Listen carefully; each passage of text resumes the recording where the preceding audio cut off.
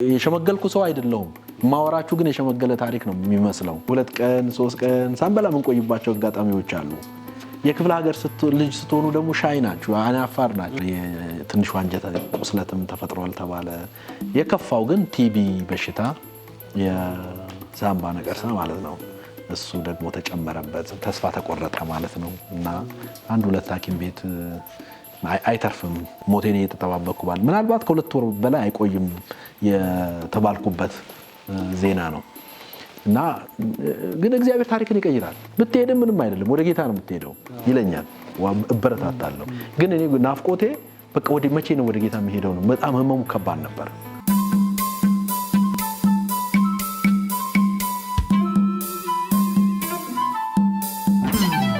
እንግዲህ የዛሬ የህብረቱ ፕሬዝዳንት እና የ2 ልጆች አባት ፓስተር ደረጀ አንድ ወቅት ላይ የሕክምና ደብዳቤ ደርሶ ነበረ።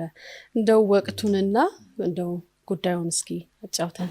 ዋው እሱ እንግዲህ ከየት እንዳገኛችሁት እሱ ከቤተሰብ ተለይቼ ለብቻ መኖር እንግዲህ የማይቻል ነው። አውዱ ይለያያል ታውቃላችሁ። የገጠር ኑሮና የከተማ ኑሮ በጣም አውዱ ይለያያል። ገጠር ውስጥ ስንኖር ማህበረሰቡ ራሱ ባለቤት ነው በእናንተ ህይወት ላይ። ልጆች እያለን የጎረቤት ሰው እናት አባታችን እያዩ ሲገርፉን ልጄን ለምን ትገርፋለህ አይሉ። የሆነ ነገር አጥፍቷል በቃ ይግረፉት። እነሱም ነገ የነሱ ልጆች ይገርፋሉ። በዛ ማህበረሰብ ውስጥ ይሄ ሴንስ ኦፍ ቢሎንጊንግ የኔ ልጆች አይነት ስሜት አለው ኮሚኒቲው። ቢርበን አንዱ ቤት ገብተን እንበላለን። ይገርማችኋል 30-40 ኪሎ ሜትር ተጉዘን ትምህርት ቤት ስንደርስ በየመንገዱ መንደር እያቋረጥን አይደለም እንሄደው። ያቁና አንተ የማን ልጅ ነህ ምናምን ይሉናል። እንነግራቸዋለን። ግባ ውሃ ጠጣ ይላሉ። ወተት ይሰጡናል። በልተን ነው የምንሄደው። ሆቴል የለም፣ ከፍለን መብላት የለም። መንገድ ላይ ቤተሰቦቻችንን የሚያውቁ ሰዎች ሁሉ ዘመዶቻችን ናቸው። እኔ አሁን አንዳንድ ጊዜ በዚህ አጋጣሚ መቼም ኢትዮጵያ ውስጥ ነው የምንኖረውና ኢትዮጵያ አንድ ሀገራችን ነች፣ ሌላ ሀገር የለንም። ኮሚኒቲያችን በዚህ ጽንሰ ሐሳብ የተገነባ ነው፣ በዚህ ሐሳብ የተገነባ ነው። እኔ ያደኩበት እንግዲህ አሁን የሸመገልኩ ሰው አይደለሁም ማወራችሁ ግን የሸመገለ ታሪክ ነው የሚመስለው። ኮሚኒቲው በቋንቋ በብሔር በመልክ ሳይለያይ ማህበራዊ ኑሮውን አብሮ የሚኖር ነው። አሁን ከየት እንደመጣ አናቅም። ሰው ሰውን የሚገፋበት፣ ሰው ሰውን የሚያሳድድበት፣ ይሄንን በጣም ልንጸልይና ልንጸየፈው የሚገባ ነገር ነው እና የሚያውቁ ቤተሰቦቻችንን የሚያውቁ ሰዎች ካገኘን ዘመዶቻችን ናቸው እና አዎ ድንቅ ሴት ነው። መንገድ ላይ መግበውን እንደውም ጎራ እንላለን። ሲርበን ቆይ እንትና ቤት እንድረስ እንላለን። ኢማጂን እንደዛ ብለን ደርሰን አርፈን በልተን የምንሄድበት። እነሱም ሳያበሉን ከለቀቁ ይሰማቸዋል በጣም። እኛ ቤትም ሄደን እንነግራቸዋለን። እነንትና ቤት ገብተን በልተን ጥጥተን ነው የመጣ ነው ብለን መንገድ ላይ ያረፍን ነው። ማደር ሲመሽብን ራሱ እኮ ማደርም አለ እናድራለን እዛ ገብተን እነሱ ጋር ገብተን። እኛ ቤትም እግረ መንገዳቸውን መጥተው የሚያድሩ ሰዎች አሉ። ኤኒዌይስ እዛ ውስጥ የገባሁት አንዳንዴ ወደ ኋላ ያለውን ነገር ስታስቡ ብሶትም ሁሉ እንትን ይላል ያጭራል። እውነቴን ነው የምነግራቸው። ልናጣው የማይገባ ከዛ ኮሚኒቲ ውስጥ ወጥቼ ስደት መጣና አዳማ ቸርች አዳራሽ ውስጥ ማደር ጀመርኩ ማለት ነው። አዳራሹ የሸራ ነው እንደምታውቁት። በዛን ጊዜ የነበረ ህንጻ የለም፣ አግዳሚ ወንበር ነው። አሁን ደቡብ አፍሪካ ይኖራል። ኤፍሬም ብርሃኑ ይባላል። ፓስተር ኤፍሬም ብርሃኑ በጣም ጥሩ ወዳጄ ነው። የህይወት ብርሃን ቤተክርስቲያን አገልጋይ። ለኛ ለሃይ ስኩሉ የሚቀርበኝ ትምህርት ቤት እሱ ስለነበረ እሱ ጋር ተጠግቼ እሱ የሚበላውን እየበላ በኋላ አሴምብሊስ ኦፍ ጋድ ቸርች ጉባኤ እግዚአብሔርም ሳገለግል ታሪኩ መኮንን የሚባል ጥበቃ ላይ የሚያገለግል ወንድም ነበረ። የጥበቃ ደሞዙን ሼር እያደረኩ ቸርች ውስጥ ያደር ነበር የምንበላው። በዚህ የስደት ጊዜ መጥፎ ነው ለተለያዩ በሽታዎች። አሁን ጥያቄሽ ስለ ህመሜ ነው፣ ግን በጣም ብዙ ነገር አወራሁልሽ እና ለህመም የተጋለጥኩት ከምግብ እጥረት የተነሳ ነው። አንዳንዴ 2 ቀን 3 ቀን ሳንበላ ምን ቆይባቸው አጋጣሚዎች አሉ። የክፍለ ሀገር ልጅ ስትሆኑ ደግሞ ሻይ ናችሁ፣ አናፋር ናችሁ እና ይሄ ገንዘብን የመጠየቅ ቸርች የሚመጡ ሰዎች ጋር ቀረብ ብሎ ይሄ ችግር አለብኝ ማለት ያው ግንዛቤው ሲኖራችሁ እሱ ነው የምታደርጉት። ስህተት የለውም። ዛሬ ሰው ግን ለማጭበርበር ሊጠቀምበት ይችላል። ያንን ትክክል አይደለም። ሊረዱ የሚችሉ ሰዎች ራሱ እጃቸው የሚያዝበት ከዚህ አንዱ ምክንያት ይሄ ነው። አጭበርባሪ ስለሚበዛ ማለት ነው። እና ቀርበን እንኳን አውቀው እነሱ አውቀው ጠርጥረው ይሄ ልጅ እርቦታል ብለው እስከሚያበሉን ነው የምንጠብቀው። አይጠየቅም። ኤኒዌይዝ ከዛ ጋር ተያይዞ ጉዳት ስለነበረ ለተለያዩ ህመሞች ተጋለጥኩኝ። በጣም ከባድ ጉዳት ነው ያሳለፍኩት እና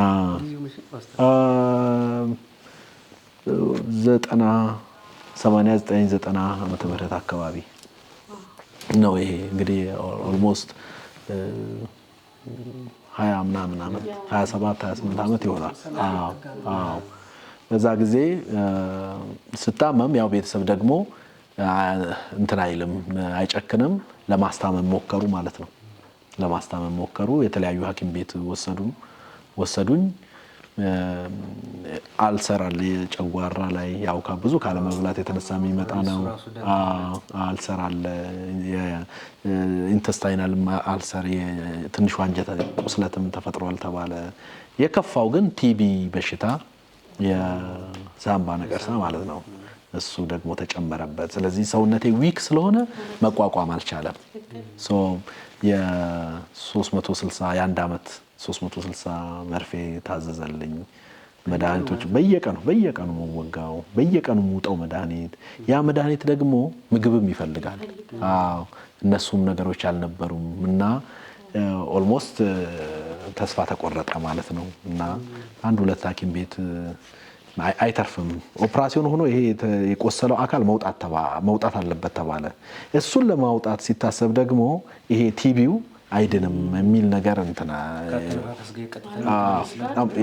ይያያዛል እና ከባድ ሁኔታ ገጠመኝ። ስለዚህ ታሞና አስታሞ በቃ ሲሞት ከመቅበር ውጭ ሌላ አማራጭ አልነበረም። ኤኒዌይስ በዛ አይነት ሁኔታ ላይ ያለው በስደቱ ሁሉ አብሮኝ ያገለግል የነበረ አብሮኝ ኑረ አገልጋይ ወንድም ትምህርት ቤትም አብረን የነበርን አሁን የአዳማ ሙሉ ወንጌል ቤተክርስቲያን የትልቁ አጥቢያ መጋቢ ነው። እንደገና የክልሉ ማስተባባሪ ይመስለኛል። ፓስተር አስቻለው አለማየሁ ይባላል። ፓስተር አስቻለው ሁል ጊዜ እየመጣ ተስፋ ተቆርጦ ወደ ቤት ከተመለስኩ በኋላ ማለት ነው ሞቴን እየተጠባበቅኩ ባል ምናልባት ከ2 ወር በላይ አይቆይም የተባልኩበት ዜና ነው። እና ግን እግዚአብሔር ታሪክን ይቀይራል በጣም። አሁን አንዳንድ ጊዜ አማኞች በዚህ ዘመን ስለ ፈውስ ደፍረው ለመናገር ይቸግራቸዋል። ኖ እግዚአብሔር በጣም ፈዋሽ አምላክ ነው።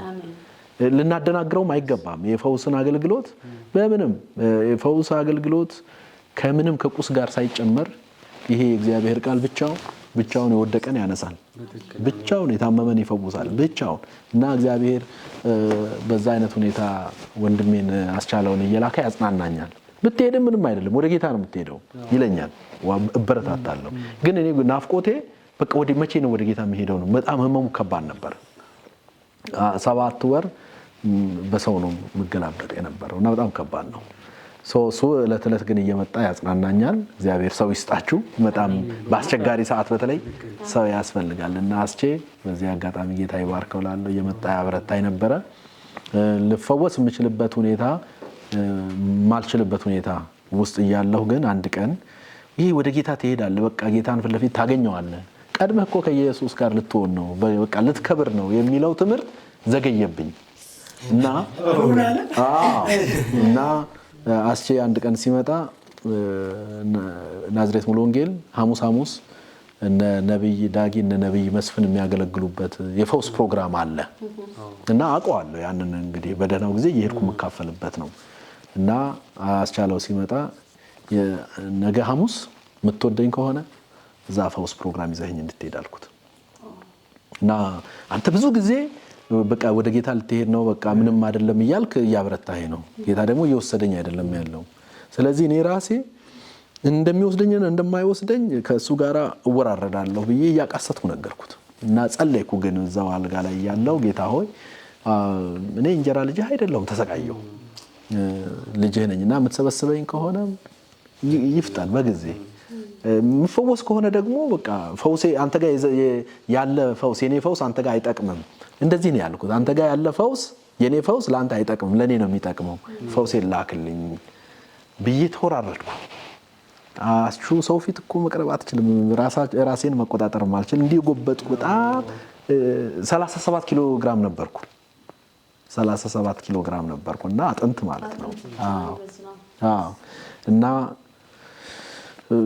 ትንሽ አመነታ፣ ይዞኝ ለመሄድ አመነታ። አስቹ ለመንኩት፣ ግን ያው እንደ ሰዎችን ሲሉ ስለሰማሁኝ ስሞት በቃ አታልቅስልኝ ዘህኝ ሂድ ቸርች አልኩት። ናፈቀኝ። ቸርችም የፈረስ ጋሪ ተከራየና ይዞ መጥቶ እዛ ቸርች ይዞኝ ሄደ። ቸርች ወስዶ ያው ከእንጨት የተሰራ ከብረት የተሰራ አግዳሚ ወንበር ታውቁ የለ የመጨረሻው አዳራሽ ላይ እንደዚህ ተቀመጠና እዚህ ታፋው ላይ አስደግፈውኝ ተኛው። አልችል፣ መቀመጥም በጣም ከባድ ነው። ያን ጊዜ ዳንኤል አምደ ሚካኤል ዘማሪያ ፓስተር ዳንኤል አምደ ሚካኤል አንበሳ ይሁዳ አንበሳ የሚል አንድ መዝሙር በጣም የተባረክንበት፣ እግዚአብሔር የኢትዮጵያን ቤተክርስቲያን በብዙ መንገድ ይባርካል። እሱም መዝሙር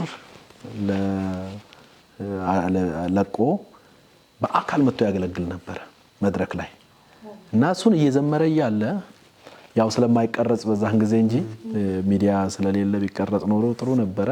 ነቢይ መስፍን ንጉሴ ወደ መድረኩ ወጣ። እሱ ነው የሚያገለግለው እና ዳኒ አንድ ጊዜ እግዚአብሔር ሰበር የሆነ መልእክት ሰጥቶኝ ነው ብሎ አቋርጠው እና ጌታ ሆይ ወደዛ ቸርች ሲሄድ የራሴ ጸጉር እንኳን በፊቴ የተቆጠረ ነው፣ ስሜ አይጠፋህም፣ የሆነ የታመመ ሰው ምናምን ብለህ እንዳትናገረኝ፣ በስሜ ጠርተህ ይሄንን ለመመጻደቅ አይደለም የምላችሁ፣ በጌታ ፊት እየተወራረድኩ ሄድኩት። ይሄን በስሜ ጠርተህ ዛሬ የምትሰበስበኝ ከሆነ ቁርጡን ንገረኝ፣ የምፈወስ ከሆነም እዚሁ አሳየኝ እያልኩ ይቃተትኩ ነው ወደ ቸርች ሄድኩት እና መስፍኔ ወጣና ታዲያ አንተዋወቅም እኛ ያኔ እኔ ተማሪ ነኝ። በቃ ቀጥታ ከማይኩን ተቀበለና መዝሙሩን እንቀጥላለን፣ እግዚአብሔር መልእክት ሰጥቶኛል፣ እዚህ ጉባኤ ውስጥ ደረጀ የሚባል ሰው መጥቷል፣ እንጀራ ልጄ ነህ ወይ? እኔ ልጅህ አይደለሁም ወይ? ለምን ተውከኝ ብለህ እየተወራረድክ መጣ? እግዚአብሔር ዛሬ ቀንህ ነው ይልሃል። የት ጋር ነው ያለው? እየሮጥክና አለ ወደፊት። እኔ እየሮጥኩ መሄድም ሰው አይደለሁም አፍተሮል። ከዛ ሌላ ደረጃ ይኖር ይሆን እንዲህ አልኩኝ። ኖ ኖ ኖ ኖ 7 ወር ሙሉ ተሰቃየሁ እያልክ ቁርጤን ንገረኝ ብለህ የራሴ ጸጉር አልተቆጠር በፊት የተቆጠረ አይደለ እያልክ ስሜ እንዴት ይጠፋል እያልከኝ። ከዛ እንደገና የፈረደበት አስቻለው ደግፎኝ ይዞኝ ሄደ ወደ ፊት ለፊት። ያን ቀን እግዚአብሔር እንዲህ በሚል ድምፅ አጽናናኝ። እንጀራ ወንጌል ነው፣ ባጭር አትቀጭም፣ አትሞትም አይደለም እንሞታለን፣ ግን እግዚአብሔር ፐርፐዙን በህይወታችን ይፈጽማል እና ሞትን ምንፈራ መሆንም የለብንም። አሁን ስብከቶቻችን ትምህርቶቻችን ሁልጊዜ ዌልዝ ሄልዝ ምናምን አይደለም። ኢየሱስ ጋር መሄድም አለ፣ ለመሄድም የተዘጋጀን መሆን ያስፈልገናል። እና እኔ በወቅቱ ከብሶቴ የተነሳው ሰደኝ ብያለሁኝ። ግን እግዚአብሔር ሲመጣ ምን አለ? እንጀራ ወንጌል ይሆናል፣ ወንጌልን ታገለግላለህ፣ ባጭር አትቀጭም እና ይህንን በሽታ ካንተ ላይ አንስቻለሁ ይላል ጌታ የሚል መልእክት መጣ። ያንኑ ቀን ነው በቃ በእግሬ ቆሜ መሄድ የጀመርኩት። ከዛ በኋላ የተለያዩ ክትባቶችን ስወስድ መርፌ ተወግቼ ይሆናል እንጂ እኔ ህመም ማያውቀው ሰው ነኝ።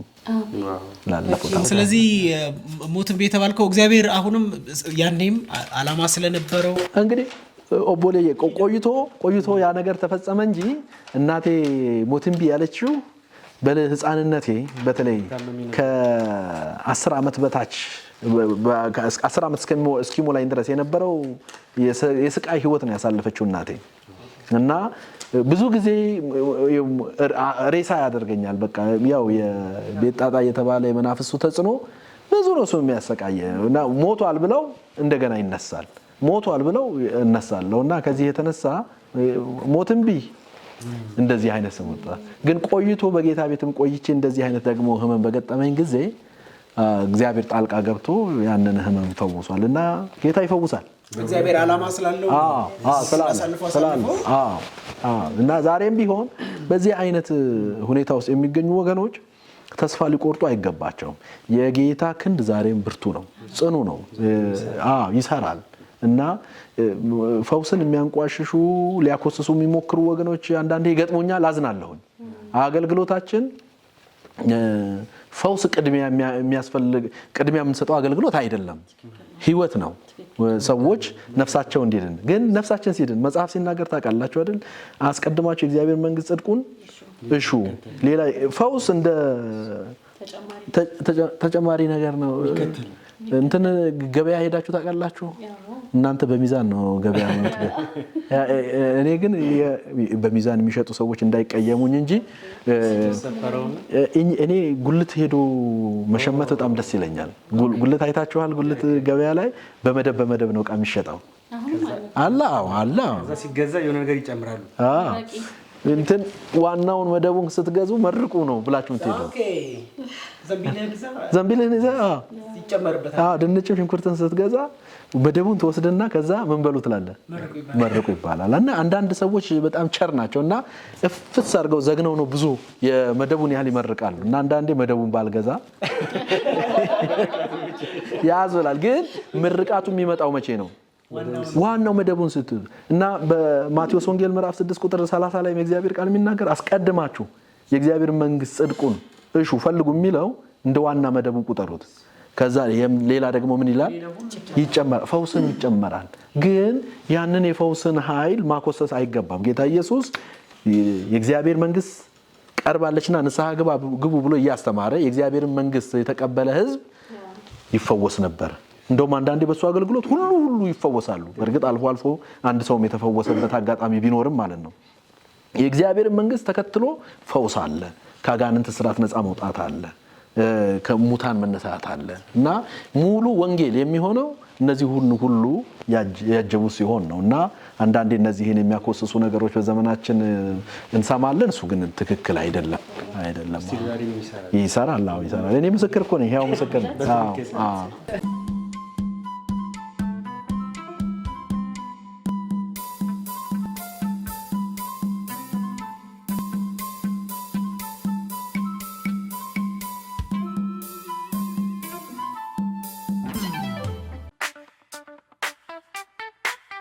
እንኳን ወደ ገሊላ ኢንተርናሽናል ሴሚናሪየም በደህና መጡ። ለ21ኛው ክፍለ ዘመን የሚመጥኑ ብቁ መሪዎችን በማፍራት ላይ የሚገኘው ሴሚናሪያችን እርሶን ለዘመኑ ብቁ ተወዳዳሪ ለማድረግ ሙሉ ዝግጅቱን አጠናቋል። ከኢትዮጵያ ወንጌል አማኞች አብያተ ክርስቲያናት ካውንስል እውቅና ባገኘንባቸው የትምህርት ፕሮግራሞች የዶክትሬት ዲግሪ የመማር ህልም ኖሮት ለመተው የተቃረባችሁ ገሊላ በክርስቲያን ሊደርሺፕ ኤንድ ማኔጅመንት፣ በክርስቲያን ቢዝነስ አድሚኒስትሬሽን እና በዶክተር ኦፍ ሚኒስትሪ የዶክትሬት ዲግሪ ፕሮግራሞች እርሶን ወደ ቀጣይ የትምህርትና ሙያ ደረጃ ከፍ ለማድረግ ተዘጋጅቷል። በዲግሪና ማስተርስ ፕሮግራሞች በክርስቲያን ሊደርሺፕ ኤንድ ማኔጅመንት ተቋምን በመጽሐፍ ቅዱሳዊ የአመራር መርሆች ለመምራትና ስልታዊ እቅዶችን ለመቅረጽ፣ በክርስቲያን ቢዝነስ አድሚኒስትሬሽን ፋይናንስንና የቢዝነስ ስራዎችን እንዳደራ በመውሰድ በቅንነትና በሙያዊ ብቃት ለማስተዳደር፣ ክርስቲያን ሶሻል ወርክ በማህበረሰብ ውስጥ ያሉ ችግሮችን በእግዚአብሔር ፍቅርና ሙያዊ ክህሎት ለመፍታት፣ ክርስቲያን ካውንስሊንግ ሳይኮሎጂ ሰዎች በችግራቸው ጊዜ መጽሐፍ ቅዱሳዊ ጥበብንና ስነ ልቦናዊ መፍትሄዎችን በማቀናጀት ምክርን ለመስጠት፣ በባይብል ኤንድ ቴዎሎጂ የእግዚአብሔርን ቃል በጥልቀት በማጥናትና በመተርጎም ለቤተ ክርስቲያንና ለትውልድ አስተማማኝ መንፈሳዊ መሰረት ለመጣል መስፈርቱን የምታሟሉ በሙሉ ሲያሻው በርቀት አሊያም በቅዳሜ ወይም እሁድ ወይም የምሽት እንዲሁም በኦንላይን የትምህርት መስጫ ጊዜ ከመቼውም ጊዜ በላይ ጥራት ያለውን ትምህርት ከበቂ ኦንላይንና በአካል አንብቦ የማይጨርሱት ቤተ መጽሐፍ ጋር ተዘጋጅቷል። ለ21ኛው ክፍለ ዘመን መሪዎች የሚመጥን የትምህርት ካሪኩለም፣ ምቹ የመማሪያ ክፍሎች፣ በዘርፉ በአገር ውስጥና አገር ውጭ በትምህርት ጥናትና ምርምር እንዲሁም በማማከር የበርካታ ዓመታት ልምድን ያካበቱ መምህራንና አማካሪዎችን ይዘን እርስዎን እንጠብቃለን። አድራሻችን አዲስ አበባ መገናኛ አደባባይ መተባበር ህንፃ 5ኛ ፎቅ በአጭር የስልክ መስመር 9720 ወይም 0986505050 ደውለው አሁኑኑ ይመዝገቡ። ከአዲስ አበባ ውጭ በሐዋሳ፣ ሆሳና፣ ዲላ፣ ቡታጅራ፣ ወላይታ ሶዶ፣ ባሌ ሮቤና ሐረር ካምፓሶቻችን ጎራ ብለው ብቁ የ21ኛው ክፍለ ዘመን መሪ መሆን የሚችሉበትን እድል ወደ እርስዎ ቅርብ አድርገናል።